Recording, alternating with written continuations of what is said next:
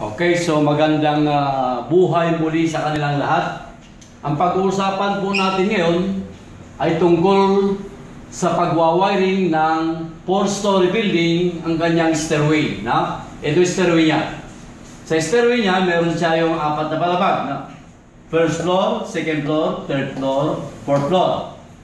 So, ang gagamitin natin na switch ay dalawang 3-way. 3-way sa first floor, then 3-way sa fourth floor. Then dalawang 4-way. 4-way sa second floor, then 4-way switch sa third floor. Okay, so dalawang 4-way na pagitnaan ng dalawang 3-way. So nandito na ako ngayon yung bulb natin. First floor, second floor, third floor, fourth floor. Ito, first floor, then second floor, third floor, then fourth floor. Ito yung mga bulb po natin. Then yung gagamitin natin switch, ito na po. Ito nga yung location number 1. Ito nga yung first floor. Then we have the location number 2, second floor. Ayun po, na? Then we have location number 3. Ito yung gagamitin natin sa third floor. 4-way. Then the last one, ito ay nasa fourth floor. Ito yung gagamitin natin ay 3-way switch. So, okay? 3-way switch. Then second floor, 4-way switch. Then third floor, 4-way switch. Then fourth floor, 3-way switch. So, ang principal operation nito, pag aakyat ako sa fourth floor, switch ko ngayon dito sa first floor. Pag switch ko yung fourth floor, ay first floor, ground floor, iilaw ngayon yung 4. So maglalakad ako ngayon hanggang sa fourth floor, then dito ko napapatayin yung 4 na ilaw. Kahit saan ako pumunta, pwede kong i-switch, iilaw yung 4, then papatayin ko rin sa kung saan lugar ako bababa. Okay, halimbawa, pupunta tayo sa second floor. Switch ko dito. Then ilaw lahat yung 4. Pag akyat ko sa second floor, pwede ko lang patayin sa second floor. Ayun po. Okay, so meron na tayong first 4 na bulb para sa first floor, second, third, fourth floor. Then switch, first floor, second floor, 4-way switch, third floor, 4-way switch, then fourth floor. So ang connection natin, meron din tayong procedure. Ganon din yung procedure natin. So ang gagamitin natin na circuit breaker sa lighting outlet ay 15 amperes. So the maximum positive wire para sa 15 amperes is 2.0 mm squared or number 14 AWJ. Ayun po ay standard wire para sa lighting outlet.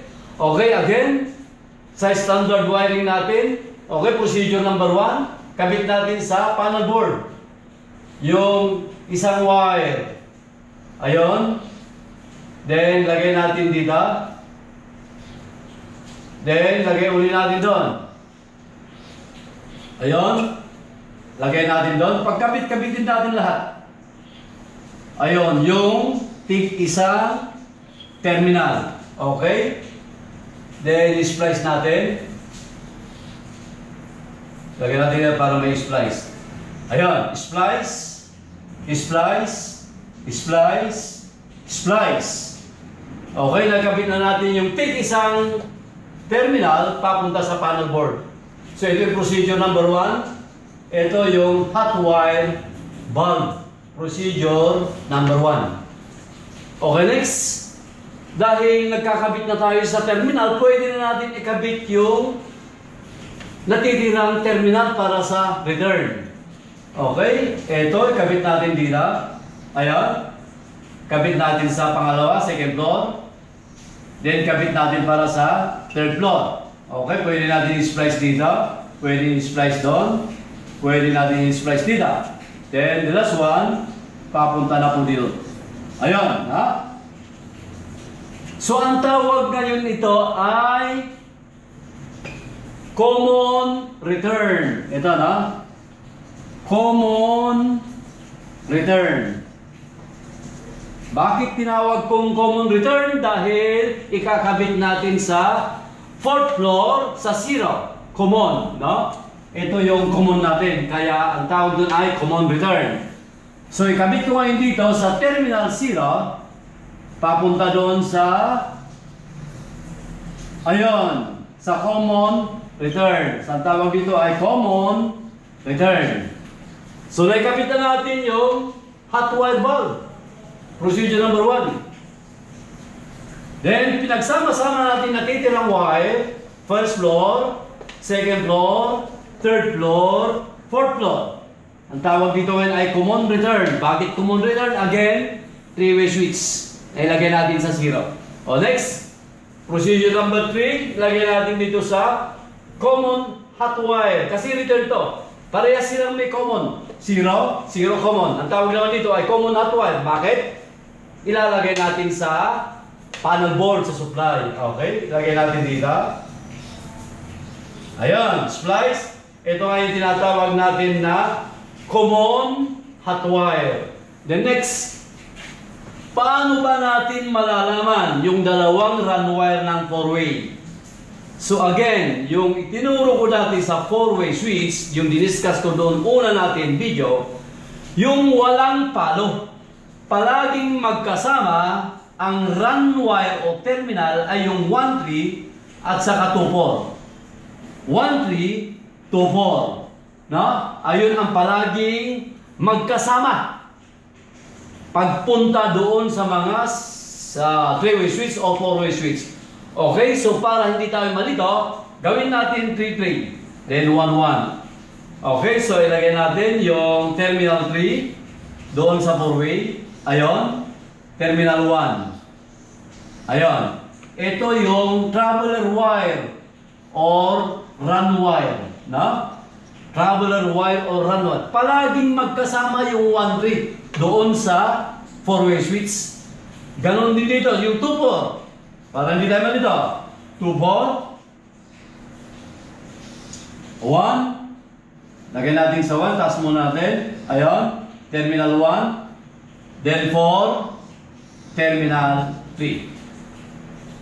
So ito ngayon, no? Ito ngayon yung run wire or traveler wire. So titingnan nyo, palaging magkasama yung 1-3, parami magkasama yung 2-4. Ganon din dito, the last one. 2 papunta sa terminal 1 ng 3-way, then 4 papunta sa terminal 3 ng 3-way. So ang tawag ngayon dito ay run or traveler wire.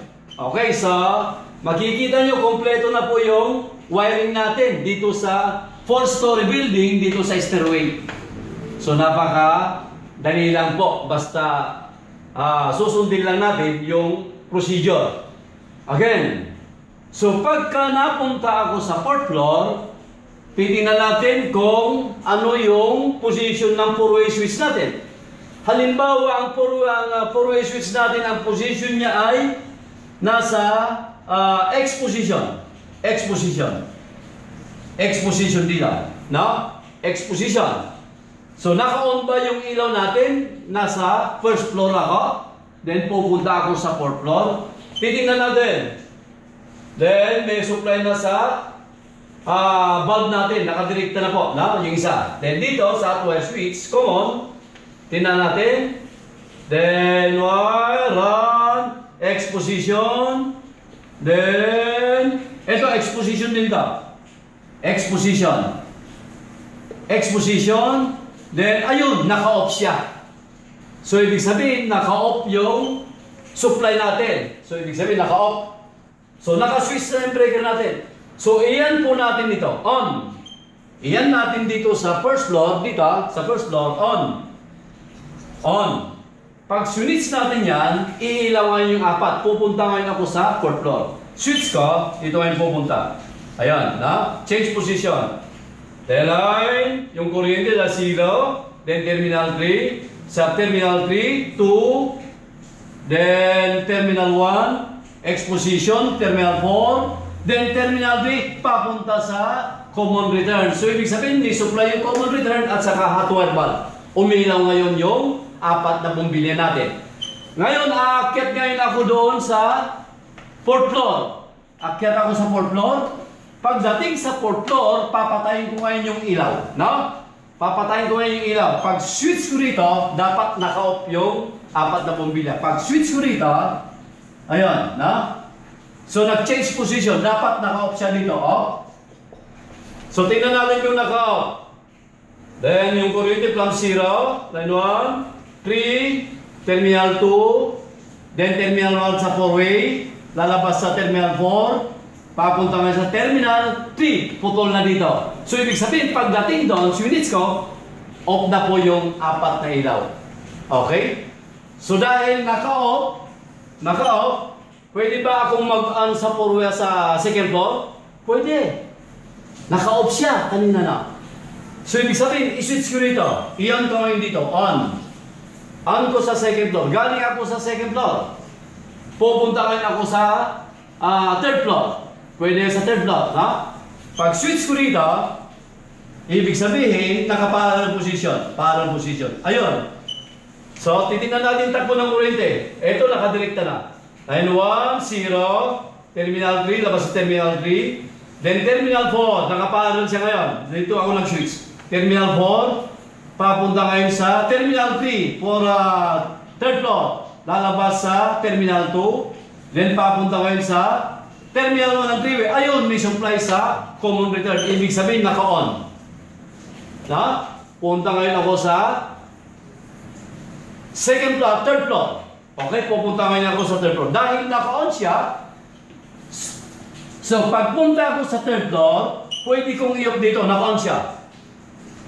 Pagdating ko sa 3rd floor, na 3rd floor, 1st, 2nd, 3rd, pwede kong i-off doon dahil naka-on siya kanina. Okay, pwede kong i-off dito. Off, off. Pag switch ko dito, magiging parallel connection siya. Parallel. Ayun. So, tignan natin kung naka-off siya, no? Tignan natin naka-off siya. Dahil line 1, meron na siya. Line 2, 0, terminal 3. 3, labas sa terminal 4 ng 4-way. Then, papunta sa terminal 3 ng 4-way. 3rd floor. Labas sa terminal 4 ng 3rd floor 4-way. Then, papunta sa 3-way. Putol. Ibig sabihin, naka-off yung ilaw natin. Okay, kahit saan ako pumunta, kontrolado ko yung 4 na bumbilya. No, kontrolado ko sa 4 na iba't ibang lugar. So, ibig sabihin, kahit saan ako mag-switch yan, pwede kong makontrol yung 4 na bumbilya sa stairway.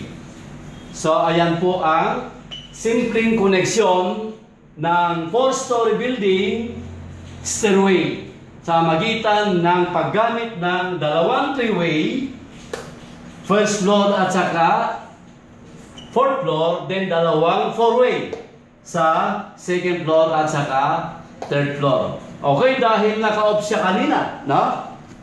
Dahil naka-off siya kanina, saan nyo pwede mag-switch? Sang switch pa, no? Pwede ba natin i-on uli dito dahil naka-off kanina? Pag switch ko dito, tingnan natin. So, naka-off ka, X position ulit. Dito ko nag-switch sa kanina, na? Dito ko nag-switch. So, tingnan natin. Line, may supply na doon. Line 1, 0, common 3, 3, 4, then 3, papunta ngayon sa terminal 2. Ayun, naka-on uli siya doon. On. No? On. Pwede ba akong i-off dito? Oh, yes, pwede kong i-off uli dito. Off. Okay, so naka-ilaw ngayon. So, pagbaba ko, napunta ako rito sa 3rd floor, 1st, 2nd, 3rd. Pagbaba ko ngayon, sa ground floor, pwede kong patayin dito. O, so, pagpatay ko rito, dahil naka-on siya kanina, then pagbaba ko sa 1st floor, pwede kong switch dito, iyon.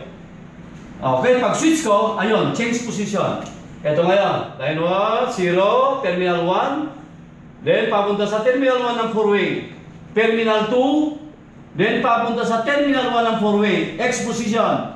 Terminal 4, ayun, putol. Ibig sabihin, napatay yung 4 na bulb doon sa stairway.